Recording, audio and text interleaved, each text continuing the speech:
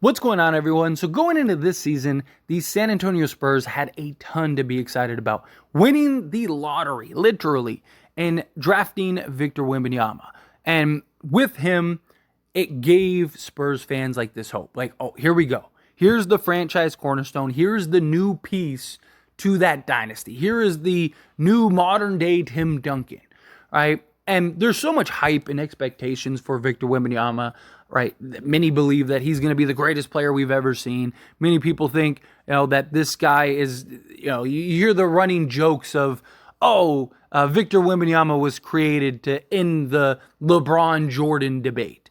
And thus far, he's had some rough moments, which you would expect as a rookie coming in to the league. But he's had some very great, brilliant moments. And all of the talent that you expect from him and everything that you want to see as far as him on the track to being one of the best players ever, at least, one of the best players current, he's heading in that direction, right? He's averaging 19.2 points, 9.5 rebounds, and 2.6 assists on 43% shooting, which 43% shooting isn't great, but considering that, he's taking several shots from three-point range, he's a rookie that also, it feels like San Antonio just kind of forgets like he's out there sometimes. Some of the other guys would just completely look the other direction from him. He is shooting an abysmal 26.7% from three-point range, which is not good, but you see the shot. You see that the opportunity is there for him. He's also averaging 2.6 blocks per game, which is fantastic, and a steal. So this guy has shown everything you need to see. And more likely than not, this guy, bare minimum, will be one of the best defensive, if not the best defensive players in the league in a few years. Once he starts growing in his grown man body, once he understands the timing and the discipline better, this dude's going to be terrifying on the defensive side. He already is in many ways. And then offensively, if he can put it all together and become more efficient, then in the next 3 to 5 years, this guy will be one of, if not the best players in the league. But this season specifically, San Antonio Spurs are abysmal, right? They're arguably the worst team in the league. They're currently on a 12-game losing streak, which outside of the Detroit Pistons is the second longest, and especially after to a pretty great start. Like, they had a very good start to the season, and they had some very notable wins, but they're not doing anything this year, right? Like, they're a team that is going to very likely be in the lottery again, hopefully getting back-to-back first number one overall picks, right? If not, hopefully top 3 to 5. And now you got basically your two cornerstones. And then maybe you're looking to trade some of the other young guys and kind of maybe going, not necessarily a Houston route, but like something similar. Maybe you get a nice piece or whatever. Be patient. But do the Spurs, which was a conversation before the season even began, do the Spurs look to kind of protect Victor Wembanyama, right? One, the Spurs, again, aren't winning anything, so you might as well embrace the tank. You want to keep Victor as healthy as possible, which we'll touch on more here in a moment. But the other reason is Chet Holmgren is terrorizing the league right now. I mean, this guy, and I talked about this before the season began, that I thought this season at least, was going to be the best player. Like, I've talked about how Chet Holmgren in many ways is Victor Wembanyama without the PR, right? He's similar height, similar, attributes, similar talent, similar skill set. But Chet has been on a tear this season and is looking like a guy that, has been in the league for years. And it's really his rookie season. Now, to Wemby's defense, Chet has had a full year of NBA level training, NBA level experience. Yes, he hasn't had in-game action, but he's still getting a lot and gathering a lot and soaking things up like a sponge and is getting the top of the top training that you see guys. You see things like this happen all the time with guys that have missed a year or sat their rookie year, come back, and they're great because they just get that next level experience that you're not going to get anywhere else. Where Victor Wembanyama, this is his first year. You see the rawness, you see the struggles, you see the issues at times.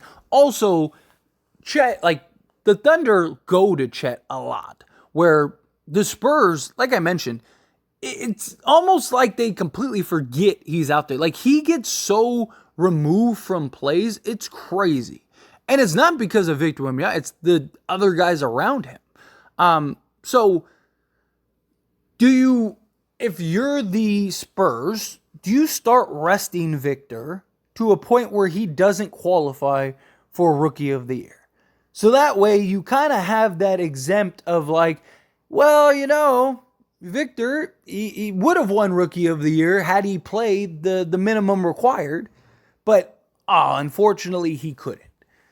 I don't think Victor would want that. I think Victor would want to look at, but you got to remember, this guy came into the league as this unicorn that was going to be in the conversation with LeBron and Jordan at some point. And this was a guy that was going to come in and take the league by storm. This was a guy that was going to change the world from the view of basketball. And Chet is spoiling that. And, you have LeBron, who, Rookie of the Year, Jordan, right? It's like, do you really want Victor Wembanyama not to win Rookie of the Year in his rookie season?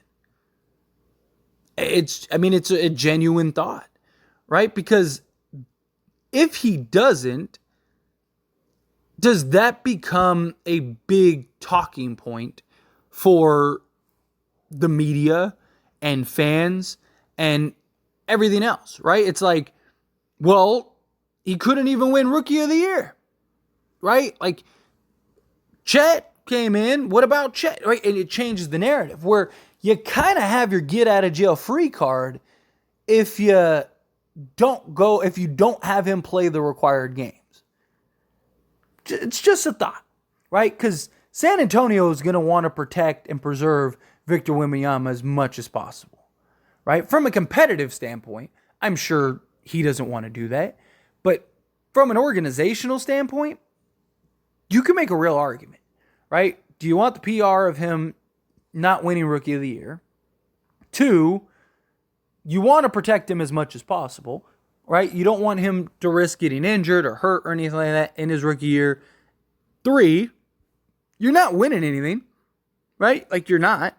So why not sit him a handful of games here and there randomly? I mean, you don't want to make it too obvious, right? You don't want to sit him 15 straight games, but he misses 2 or 3 games here because of whatever, some soreness or whatever, right?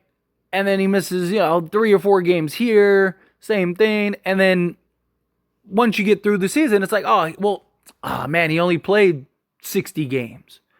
So he doesn't qualify. He didn't play the 65 games to get the awards and stuff. Man, congrats, Chet. And now you have the media and everybody kind of changing the narrative. Because again, this guy's supposed to be the second coming. This guy's supposed to be greatness. Jordan, LeBron, Rookie of the Years. Victor, if he doesn't win it, he loses to Chet. Right? Like, that's always going to be a talking point. I mean, we see people find every little thing for LeBron and Jordan, right? And unless the Spurs just make him more of a focal point, then I don't necessarily know how he's going to. I just don't see him beating Chet. I just think Chet has been too good. I don't see Chet slowing down. I think he's too integral, too much of an important piece for the Thunder. And they're winning. Spurs aren't. Maybe the media, if it's close, right? The media, because of all the hype around Victor, maybe he wins it just because, bias, whether it's deliberate or not. But just, like this guy's the next coming, right? Because he has had some like crazy highlight plays. But look, I have no doubts Victor Wembanyama will be a top player in this league at some point, right? In the next 3 to 5 years, the Spurs might be terrifying. Victor might be far and away the best player in the league. I am pumped for the Victor versus Chet matchup. Right? I am. Like, for them to play each other 4 times a year, every year, right? As they continue to grow and develop into their grown men bodies, as they continue to grow and develop into those top teams. Like, I hope that we see a point where San Antonio is very good and so are the Thunder, and we get these just incredible matchups. Like, I can't wait for those. Right? Because, that's what this is all about. But, I don't know. It's just, I really was thinking about it, and I was like, I could absolutely see the Spurs doing that. There was already talk before this season began about the Spurs protecting him, and would he play enough games to win Rookie of the Year? Like, that was a conversation before the season even started. Because you got to remember, the Spurs were the ones that really started that load management thing, right? So, if the Spurs end up doing that with Victor, no one's going to bat an eyelash. Everyone's going to think like, okay, we knew this. He doesn't win Rookie of the Year. It's like, okay, well, yeah, he didn't play enough games. And now you have that kind of defense point. Might be silly, but something I can see the Spurs doing. But anyway, as always, this is a discussion, so I pass the question on to you. Let me know your thoughts and opinions down in the comments below. What do you think? How do you feel? Do you think like, yeah, I could definitely see them doing that? Do you think that they should do that? Do you feel otherwise? However you feel, whatever your thoughts are, I'd love to hear it. So let me know down in the comments below.